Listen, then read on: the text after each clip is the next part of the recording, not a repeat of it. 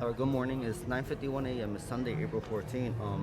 I just want to say, the NYPD, we have down to 2030, 24 police officers, but I'm having a problem. We have still 72 female officers, and they putting the jobs of the risk jobs at risk to the male officers. They're not respecting the provisions of no guns under the terrain, under the MTA subway system, or MTA risks on the Staten Island ferry or the tram, or anything that belongs to the MTA. Some of these guys are not into social media and not a thing, but in the borough of Manhattan, there's only 7 females. In Brooklyn, there's 42 or something, like 42 female NYPD officers. So that's 42. That's 50. That's 49. In Staten Island, there's only 2. Those are not included. These are included in the 72, but these didn't do anything. 49 in Queens. There's another 27, 59, 69. There's the rest in Queens. And only in 4 boroughs. And today, I'm asking the mayor of New York City to please have them resign or terminate all 70 of them, besides the ones from Staten Island. Because the only good one from the Bronx is this Dominican lady from Dominican American citizen from 42nd Precinct, which she's very, very good, and she doesn't get involved in stuff like that. But it's sad that they all, there's only 7 in Manhattan, and I've seen all 72 of them.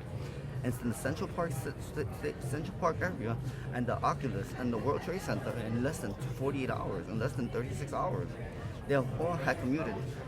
They show some type of demonstration and protest against me and my dad, and my father. This is not tolerable. You're overstepping your boundary. You're gerrymandering, and you're going out of your jurisdiction to demonstrate in uniform, and that's not tolerable in New York City. So all 70 females will not be New York police officers and need to enter, giving your badges, your guns, and your uniforms. It's every 5-10 minutes. Every 5-10 minutes.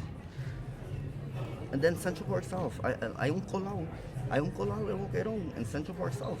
I'm sorry to inform you. I own two. The only one unit is in the corner by the Starbucks and by Columbus Circle. But I own 2 or more units in every single building on Central Park South.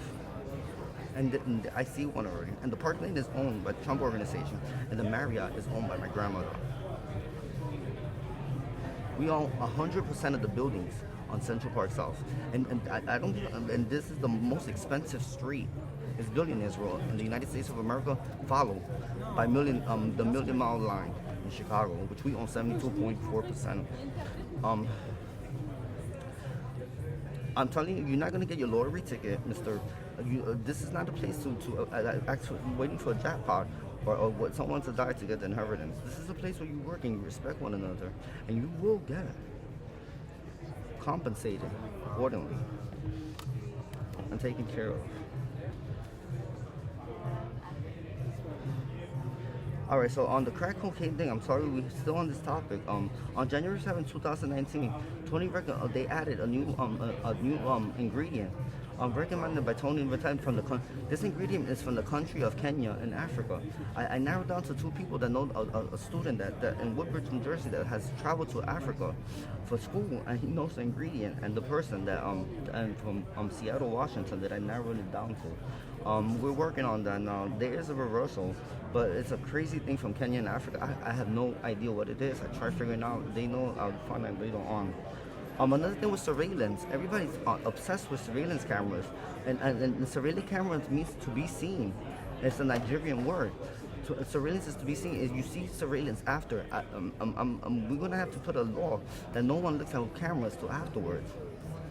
Because the Hilton, they doing this, and 27 children under 17 years old, even for stealing the candy bar, were reprimanded and yelled and banned guests of the hotel from 40 nations.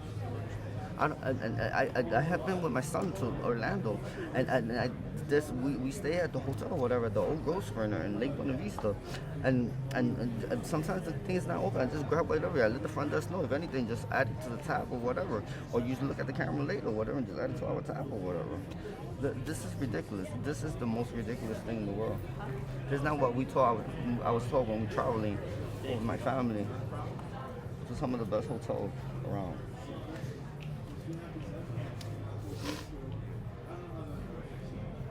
cameras used in the present time it's not a good thing. Trust me, it's a lot of bias, it's a lot of discrimination. All right, so I want to talk about my uncle Luis Feliciano Cortez. He's a dentist. He owns NYU Dentistry.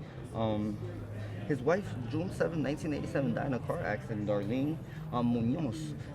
She's the granddaughter of Luis Muñoz Marin, the governor of Puerto Rico, from the Popular New Party, the one that's responsible for the Estado Libre Social, the free state of Puerto Rico, and the association with the United States of America. She was in a car accident supposedly, but she's living in San Diego, California. Brian Johnson was harassing her when he was 18 years old. I have no reason why.